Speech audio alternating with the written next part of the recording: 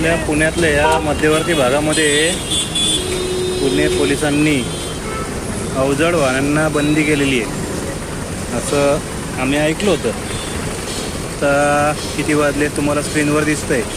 मी कुठं आहे हे तुम्हाला स्क्रीनवर दिसतंय. या ठिकाणी पोलिसांनी अवजड वाहनांना बंदी केली आहे का हा मला प्रश्न पडतोय. जर बंदी आहे तर मग ह्या गाड्या इथं आत्ता कशा, यांचं जे काही कॉन्क्रीटचं काम आहे ते आत्ता कसं चालू. जर बंदी नाही आहे तर मग बाकीच्यांच्या गाड्यांना अडवणूक का होते. तर त्या 2 ट्रकपैकी एक ट्रक गेला, दुसरा ट्रक शिल्लक आहे. त्या दुसऱ्या दोन ट्रकमुळं आता इथं जवळपास 10 मिनटापेक्षा जास्त झालं गाड्यांची गर्दी झाली. दिवसा मोठ्या जड वाहनांना पोलिसांनी परवानगी दिली आहे का?